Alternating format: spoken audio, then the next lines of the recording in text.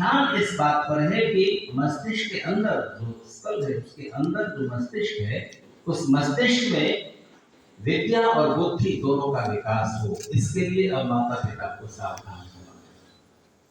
तो कुछ संस्कार हैं जो माता पिता को संबुद्ध करते हैं कि आप बच्चे के विकास पर और अधिक ध्यान दें और इस विधि से दें, इस प्रक्रिया से दें। तो सारा कुछ व्यक्तित्व के विकास के लिए जन्म से लेकर, बल्कि जन्म से पहले से, गर्भावस्था से शुरू हो जाता है कार्यक्रम बच्चे के विकास का, मृत्यु तक चलता है। और जो कुछ उसने इस जीवन में संस्कार और कर्मों का फल संचित किया, वो आगामी जीवन के विशेषता का कारण बनेगा। तो आप जैसे भी हैं, आपका शरीर जैसा है, आपका अंतःकरण जैसा है, उसके पीछे आपके पिछले कर्म और संस्कारों की संपदा थी। जैसे भी परिवार में आपका जन्म हुआ,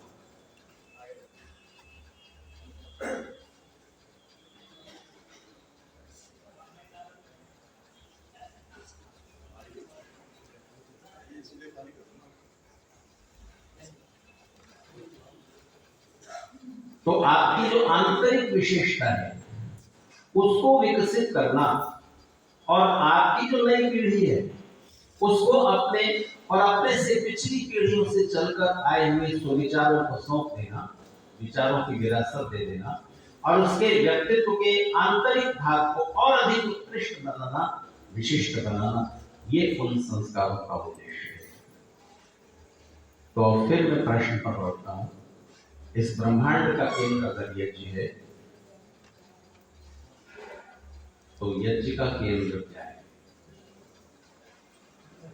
आप जहां पर है इस पृथ्वी पर, वो इस पृथ्वी का केंद्र है, लेकिन 740 करोड़ केंद्र हो गए, तो फिर कैसे काम चलेगा? तो किसको केंद्र मानेंगे आप? बात तो भौतिक दृष्टि से और मनोवैज्ञानिक दृष्टि से बिल्कुल ठीक है, जहां आप खड़े हैं वो इस पृथ्वी का केंद्र है, पृथ्वी तो गोल है। ऐसे चौकोर चपटी फ्लैट होती तब आप निश्चित कर सकते थे यहां से इतना, यहां से इतना, तो बीच में ये है, ये रास्ते पर। अब गोल में तो सब केंद्र है। तो 740 करोड़ और इससे भी आबादी बढ़ जाए मनुष्यों की, उन सब का जो अपने अपने को केंद्र मानने वाला भाव है, उसमें समन्वय कैसे होगा? सब अपने को ही महत्वपूर्ण और विशिष्ट मानेंगे, तो अपने को महत्वपूर्ण और विशिष्ट मानना अच्छा भी है और बुरा भी है। संस्कृत के प्राचीन नीतिकारों ने कहा है, सर्वे यत्र नेतारः, जहां सब नेता है, सर्वे पंडित मानेगा, सभी अपने को बुद्धिमान और विशिष्ट मानते, सर्वे महत्वमिच्छन्ति, और सब लोग महत्व चाहते, सबसे ऊंचा स्थान चाहते। तद वृंदम अवसीदति, वो समूह, वो समाज पतन की ओर जाता है, डूबने के अलावा उसका और कोई भविष्य नहीं है। तो फिर क्या करें?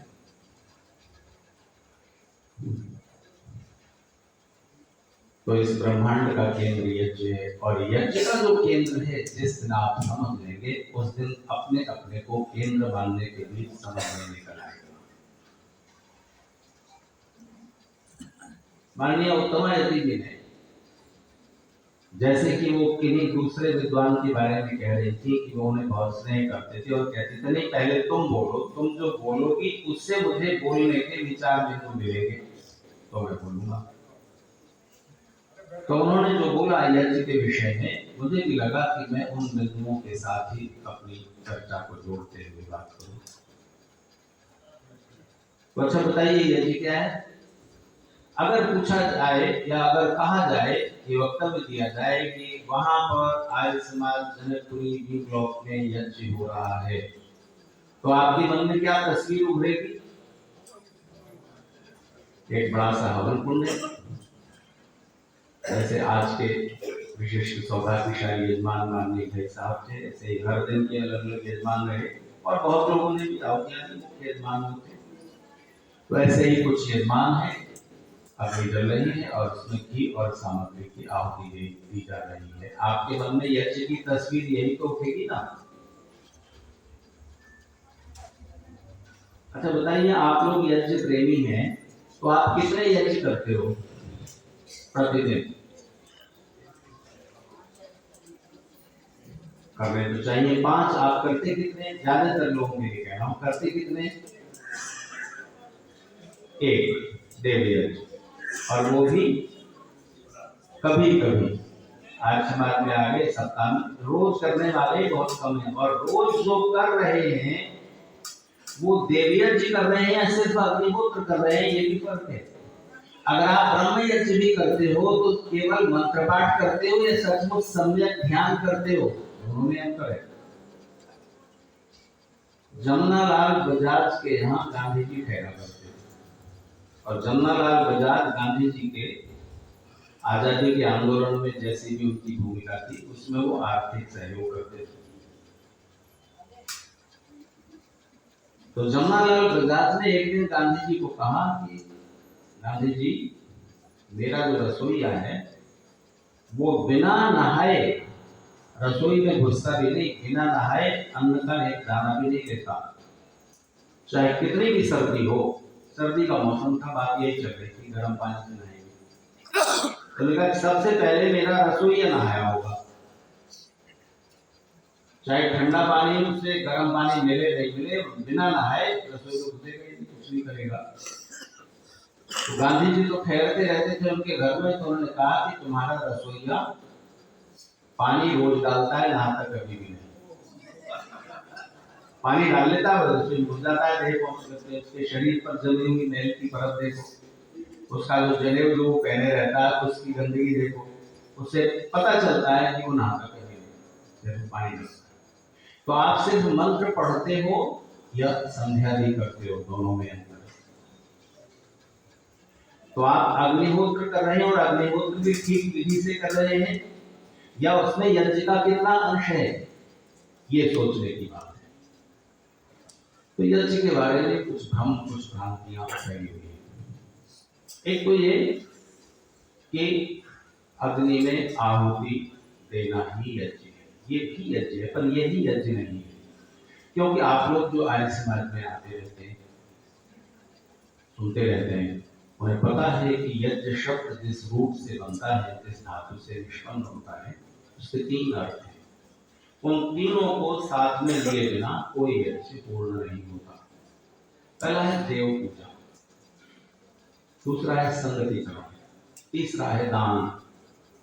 देव पूजा का मतलब होता है हर पदार्थ में कुछ न कुछ विशेषता है।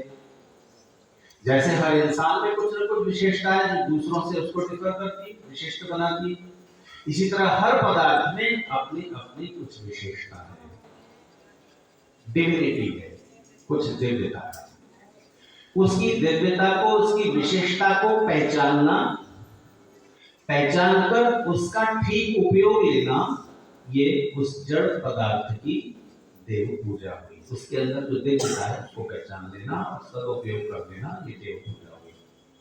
तो देव 2 तरह के दिव्य गुण रखने वाले, चेतन और जड़। तो जड़ पदार्थों की पूजा अलग तरह से होगी, चेतन तत्वों की पूजा अलग तरह से होगी। तो देव पूजा, जब भी आप देव पूजा करेंगे, अगर सचमुच पूजा ठीक से करनी है तो दूसरा तत्व बीच में आएगा, संगतिकरण। क्योंकि जब आप तो अलग अलग विशेषता रखने वाले पदार्थों को, व्यक्तियों को, वस्तुओं को मिलाते हैं तो एक नई विशेषता पैदा होती है। हल्दी पीली है, चूना सफेद है, दोनों को मिलाया कैसा रंग बना? लाल। एक नई क्वालिटी, एक नया एट्रीब्यूट उसने जन्म लिया। तो देखिए, इस धरती पर सबसे ज्यादा इन्फ्लेमेबल, सबसे ज्यादा ज्वलनशील पदार्थ कौन सा है? हाइड्रोजन। सूर्य में हाइड्रोजन जल रहा है, साइंटिस्ट बताते हैं। तो हाइड्रोजन सबसे ज्यादा जलने वाला तत्व है। पृथ्वी पर कहीं भी आग जलेगी तो उसके लिए ऑक्सीजन का होना जरूरी है। ऑक्सीजन नहीं तो आग नहीं जल सकती। चाहे हाइड्रोजन ही जलाओ, चाहे पेट्रोल जलाओ, चाहे घी जलाओ, कुछ भी जलाओ, ज्वलनशील पदार्थ ऑक्सीजन के बिना चलेगा नहीं। तो हाइड्रोजन सबसे ज्यादा जलने वाला, सबसे ज्यादा ज्वलनशील पदार्थ है। ऑक्सीजन के बिना आग जलती नहीं। आग जलने में सबसे ज्यादा सहायक तत्व ऑक्सीजन है। हाइड्रोजन और ऑक्सीजन को मिलाया तो बन गया पानी, आग को बुझाने वाला। ठीक है, क्वालिटी बदल गई, उपयोग बदल गया। तो आप जिन डिवाइन दिव्य चीजों की दिव्यता को समझकर परख कर मिलाने जा रहे हो, संगतिकरण करने जा रहे हो, सम्यक हो, ठीक ठीक मिलाओगे तो संगतिकरण होगा, सुख होगा। ठीक तरह नहीं मिलाया तो विसंगति हो जाएगी। जिन पदार्थों को नहीं मिलाया जाना चाहिए उनको न मिलने देना भी संगतिकरण है। जैसे बिजली के दो तार, ऋण और धन, दोनों अगर गलत तरीके से मिल गए तो फ्यूज जुड़ेगा, आग लग जाए, शॉर्ट सर्किट हो जाए। और ठीक तरह से मिले हुए जाकर बल्ब में मिलेंगे विधि से तो प्रकाश उठेगा, माइक में मिलेंगे तो आवाज कई गुना होगी, संगति। अच्छा बताइए, खीर में हींग से छौंक लगाएंगे, जीरे से, लहसुन से? संगतिकरण नहीं, भगवान ने रायते में लगाई हींग जीरे का छौंक। तो जहां जिसका तालमेल है वो कीजिए, तालमेल मत कीजिए। आपने रसोई में घुसने के बाद देखा कि थोड़ी सी सूजी बच गई, खराब हो जाएगी हलवा बनाने, तो सूजी, पानी, चीनी, घी, कढ़ाई, कलछुली, आग, इन सब के संगतिकरण से इनके गुणों को आप जानते हैं और ठीक संगतिकरण किया, हलवा बन गया। देखा एक कटोरी हलवा बना है तो चुपचाप रसोई में बैठकर अकेले खा लिया, क्या मिला? स्वाद का सुख, यज्ञ पूरा नहीं हुआ, संगतिकरण तो हुआ, देव पूजा हुई, आपने सूजी, चीनी, पानी, घी वगैरह की क्वालिटी पहचानी, देव पूजा हुई, संगतिकरण किया, हलवा बन गया, अकेले खा लिया, यज्ञ नहीं हुआ। तो किन्हीं गृहिणी ने हलवा बनाया, देखा कि एक ही कटोरी, तो ध्यान में आया इनको बहुत अच्छा लगता है, इनको समझिए ना आप, इनको बहुत अच्छा लगता है कि ये पधारे दोपहर में लंच पर ऑफिस से, तो खाना खाने बैठे तो पत्नी ने एक कटोरी हलवा थाली में रख दिया। भोजन के बाद डेजर्ट, तो उन्होंने पूछा कि और तुम्हारी कटोरी, तुम्हारा हलवा? उनका कि एक ही कटोरी बना, तो थोड़ी सी सूजी बची थी, एक कटोरी खा लीजिए, आपको अच्छा लगता है।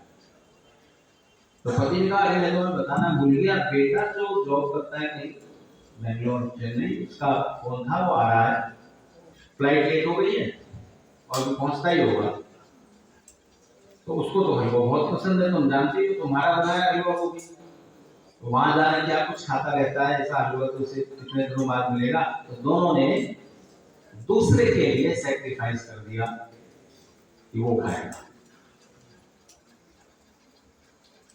वो भी आ गया, साथ में ले आया एक दोस्त जिसकी उसने सूचना नहीं दी।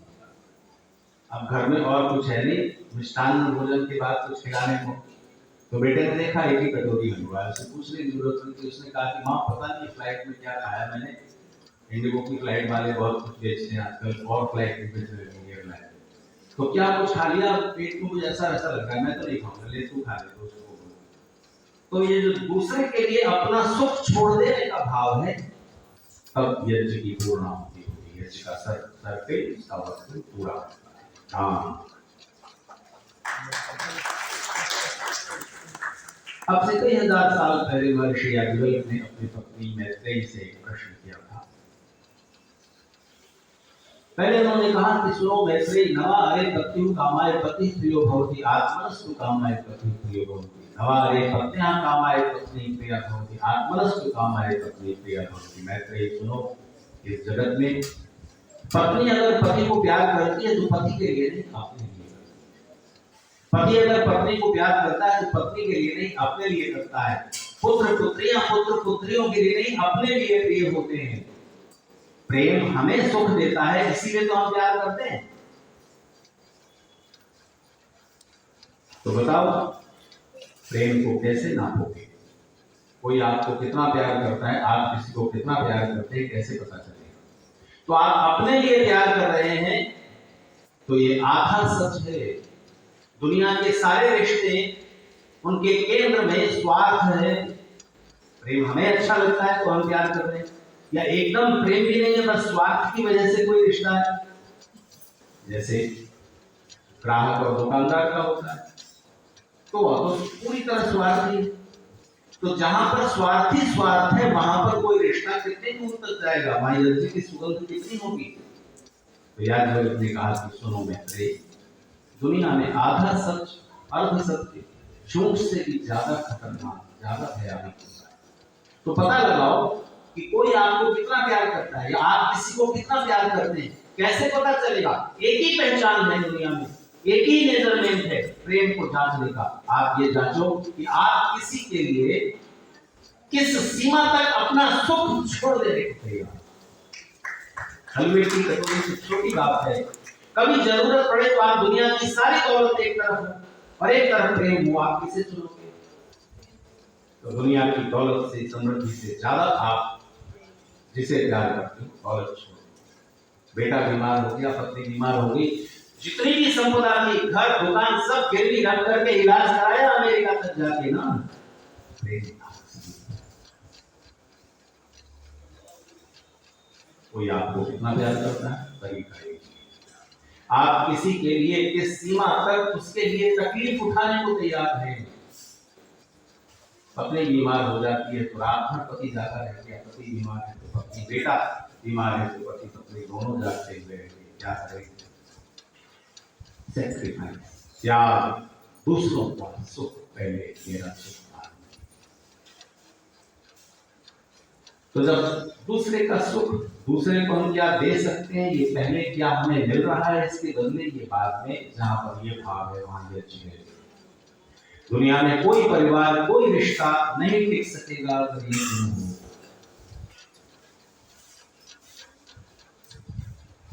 माननीय धर्मपाल जी आए जो मुझे अहेतुक स्नेह करते हैं,